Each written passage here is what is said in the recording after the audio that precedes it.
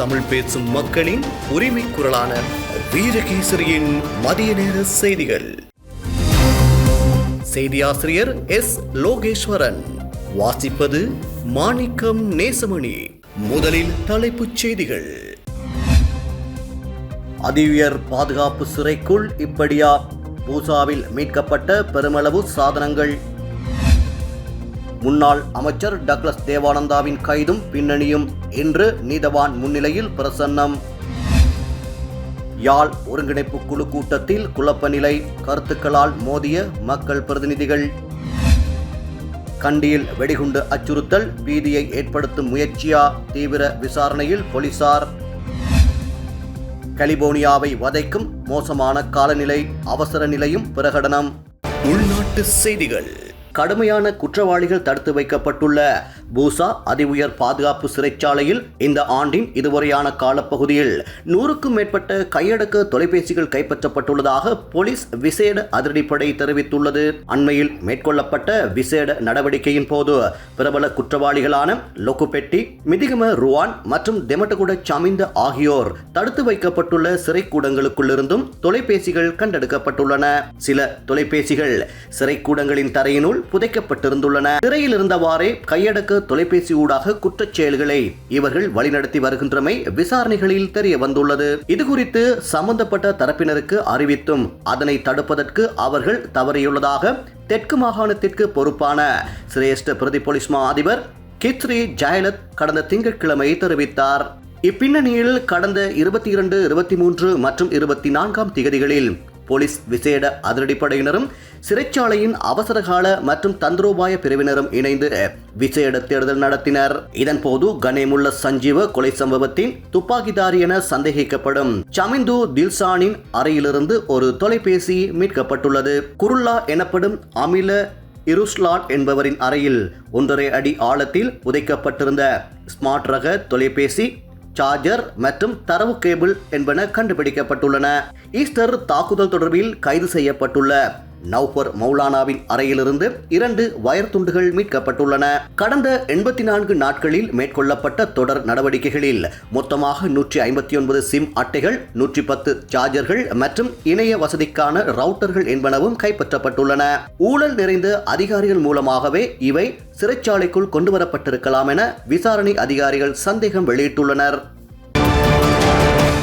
குற்றப்புலனாய்வு திணைக்களத்தினால் கைது செய்யப்பட்ட முன்னாள் அமைச்சர் டக்ளஸ் தேவானந்தா இன்று கம்பஹா நீதவான் நீதிமன்றில் ஆஜர்படுத்தப்பட உள்ளார். 2001ஆம் ஆண்டு இராணுவத்தால் அவருக்கு தனிப்பட்ட பயன்பாட்டிற்காக வழங்கப்பட்ட துப்பாக்கி ஒன்று பாதாள உலகக்குழு குற்றவாளி ஒருவரிடமிருந்தமை தொடர்பாக மேற்கொள்ளப்பட்டு வரும் விசாரணைகளுக்கு அமைய அவர் நேற்று மாலை கைது செய்யப்பட்டார். கடந்த 2019ஆம் ஆண்டு பாதாள உலகக்குழு தலைவரான மாக்கந்துரே மதுசிடம் நடத்தப்பட்ட விசாரணைகளின் போது முன்னாள் அமைச்சர் டக்ளஸ் தேவானந்தாவின் தனிப்பட்ட பாவனைக்காக இராணுவத்தால் சட்டப்பூர்வமாக வழங்கப்பட்டிருந்த பிஸ்டல் ரக துப்பாக்கி ஒன்று கைப்பற்றப்பட்டது. இதுகுறித்த விசாரணைகளின் பின்னணியிலேயே முன்னாள் அமைச்சர் தற்போது கைது செய்யப்பட்டுள்ளார். முன்னாள் அமைச்சரின் குறித்த துப்பாக்கி வெளிவேறிய பகுதியில் உள்ள ஒரு பாலத்திற்கு அருகிலுள்ள பற்றைக்காட்டு பகுதியில் மறைத்து வைக்கப்பட்டிருந்த நிலையில் மீட்கப்பட்டது. கைது செய்யப்பட்டுள்ள டக்ளஸ் தேவானந்தா இன்று நீதிமன்றில் ஆஜர்படுத்தப்பட உள்ள நிலையில் குற்றப்புலனாய்வு திணைக்களத்தின் கொலை விசாரணை பிரிவினர் இச்சம்பவம் குறித்து மேலதிக விசாரணைகளை முன்னெடுத்து வருகின்றனர். யாழ்ப்பாண மாவட்ட ஒருங்கிணைப்பு குழு கூட்டத்தின் போது குழப்ப நிலை ஏற்பட்டுள்ளது.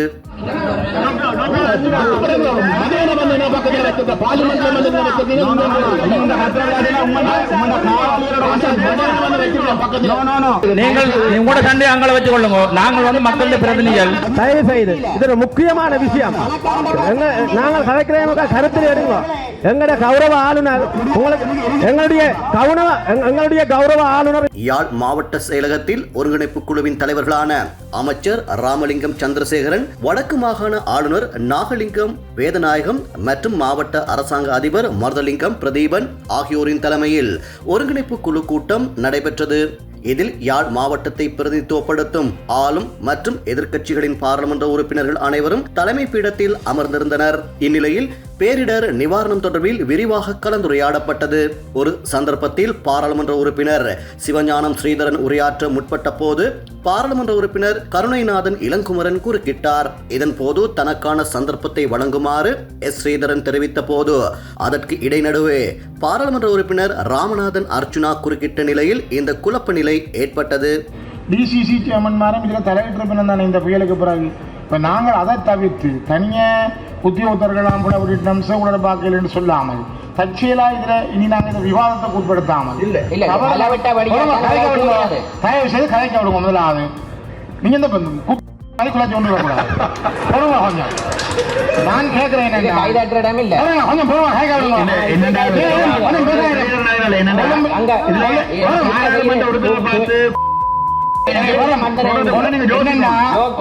மரியாதை கொடுத்து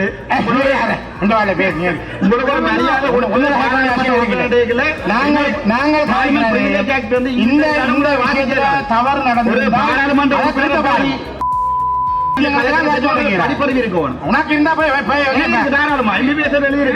இதேவேளை யாழ் மாவட்டத்தின் வைத்தியசாலைகள் தொடர்பில் பாராளுமன்ற உறுப்பினர் கஜேந்திரகுமார் பொன்னம்பலம் கருத்து வெளியிட்ட போது பாராளுமன்ற உறுப்பினர் அர்ச்சுனா மாற்று கருத்தொன்றை முன்வைத்தார். இதன் போது 2 பேருக்கும் இடையில் வாக்குவாதம் ஏற்பட்டது. மாகாணத்துக்கு கீழே இருக்கக்கூடிய தெல்லிப்பளை பேஸ் ஹாஸ்பிட்டல் வந்து அதை வந்து செய்ய வேண்டியிருக்கு.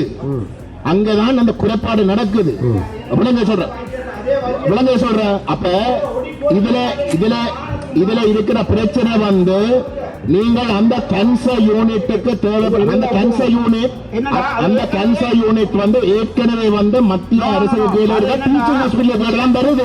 அமைச்சர் அதுல இருக்கக்கூடிய வழக்கு நடந்து கொண்டிருக்கிறது. அதுல இருக்க அந்த வழக்குல தேர்றமண்டு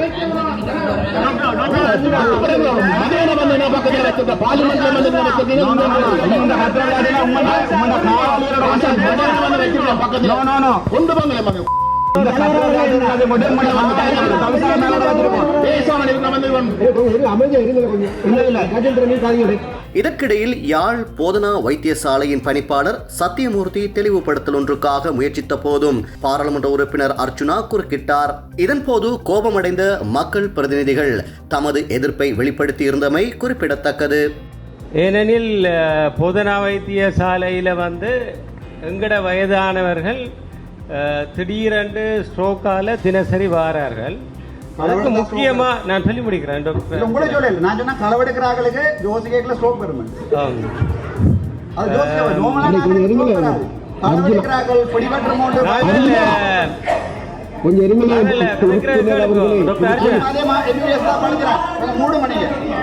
நான் கதைக்க விடுங்க டாக்டர் அர்ஜுனா. ஏன்னா இது உண்மை. வழக்கு இருக்குதானே. ஆகவே நீங்க இந்த பேரை வாய்ச்சா நான் அதுக்குரிய பயில சொல்லுவேன். நான் களவெடுக்கல தானே. அவமதிப்பதற்கு வரக்கூடாது. சரிதானே. அரசர் நிதியை பயன்படுத்தி இடம்பெறுகின்ற கூட்டங்கள் இதிலே வந்து கௌரவ பாராளுமன்ற அர்ச்சுனா உங்க ஆக்கள் கலைச்ச ரெக்கார்டிங் போட்டு கேட்கலையா நீங்கள்? உங்க ஆக்கள் கலைச்ச முடியாத ரெக்கார்டிங் போட்டு கேட்கலையா நீங்கள்? எந்த சட்ட நடவடிக்கையை விடுங்கள். என்ன பேசுகிறீங்க? உங்களோட கலாச்சாரம் பாரம்பரியம் பண்பாடு உங்களோட கட்சி தலைமற்ற எல்லா வேலையும் போட்டுங்க. ரெக்கார்டிங் போட்டுங்க. நீங்கள் உங்களோட சண்டை அங்களை வச்சு கொள்ளுங்க. நாங்கள் வந்து மக்களுடைய பிரதிநிதிகள். எங்களுக்கு எவ்வளவு தொகையோட வந்திருக்கிறோம். ஐயா எம்பிமார் கொஞ்சம் சத்தத்தை குறையுங்க. ஏன்னா எங்களால நீங்க வந்து நீங்க சண்டை பிடிக்க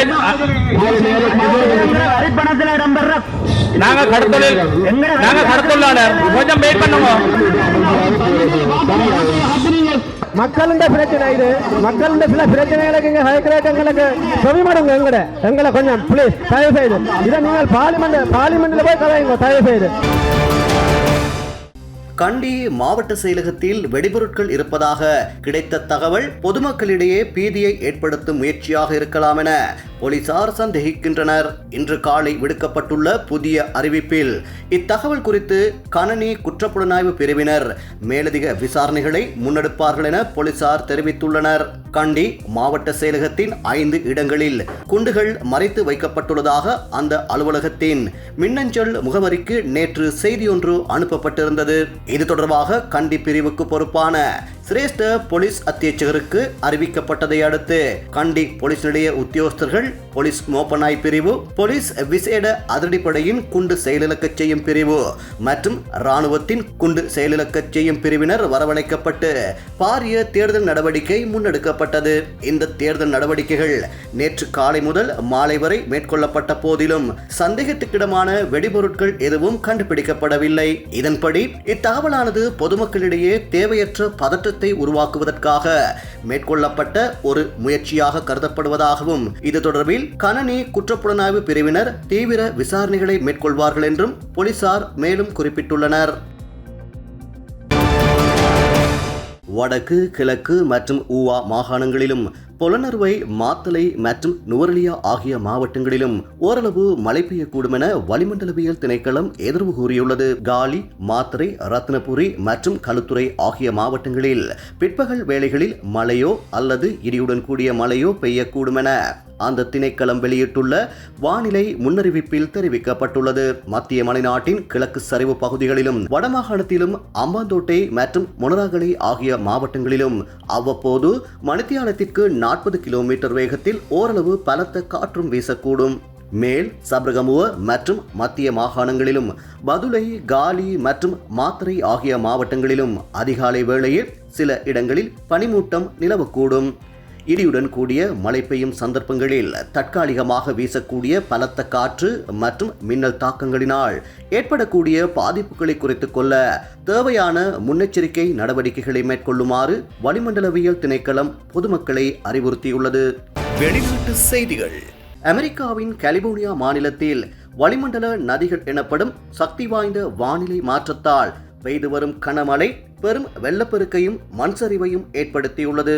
கிறிஸ்துமஸ் தினமான நேற்று முன்தினம் வரை இந்த இயற்கை சீற்றத்தில் சிக்கி 3 உயிரிழந்துள்ளதாக உள்ளூர் அதிகாரிகள் உறுதிப்படுத்தியுள்ளனர். இந்த கனமழையினால் லாஸ் ஏஞ்சல்ஸ் கவுண்டியின் சில பகுதிகளில் சுமார் 300 மில்லிமீட்டர் மழை வீழ்ச்சி பதிவாகியுள்ளது. இதனால் வீதி அணுகள் துண்டிக்கப்பட்டு சுமார் 1 லட்சத்துக்கும் மேற்பட்ட வீடுகள் மின்சாரமின்றி இருளில் மூழ்கியுள்ளன. லாஸ் ஏஞ்சல்ஸ், சான் பெர்னாண்டினோ மற்றும் சான் டியாகோ உள்ளிட்ட தெற்கு கலிபோர்னியா மாவட்டங்களில் கலிபோர்னியா ஆளுநர் கவின் நியூசம் அவசர நிலையை அறிவித்துள்ளார். குறிப்பாக கடந்த ஜனவரி மாதம் ஏற்பட்ட காட்டுத்தீயினால் தாவரங்கள் அழிந்த பகுதிகளில் மண்சரிவு ஏற்படும் அபாயம் அதிகமாக உள்ளதால் அங்குள்ள மக்கள் பாதுகாப்பான இடங்களுக்கு வெளியேறுமாறு எச்சரிக்கப்பட்டுள்ளனர். வானிலை ஆய்வு மையத்தின் தகவலின்படி இந்த பலத்த மழை மற்றும் காற்று இன்று வரையிலும் நீடிக்கப்படும் என எதிர்பார்க்கப்படுகிறது. சென்ட் ஜோன்ஸ் அருகே காற்றின் வேகம் மணித்தியாலத்திற்கு 160 கிலோமீட்டருக்கு மேல் பதிவாகியுள்ளது. விடுமுறை காலப்பகுதிகளில் மக்கள் மிகவும் கவனமாக இருக்க வேண்டும் என்றும் தேவையற்ற பயணங்களை தவிர்க்க வேண்டும் என்றும் Los Angeles mayor Karen Bass கேட்டுக் கொண்டுள்ளார். மீட்பு படையினர் தொடர்ந்து வெள்ளத்தில் சிக்கியவர்களை மீட்கும் பணியில் ஈடுபட்டு வருவதாகவும் அமெரிக்க ஊடகங்கள் தகவல் பகிர்ந்துள்ளன.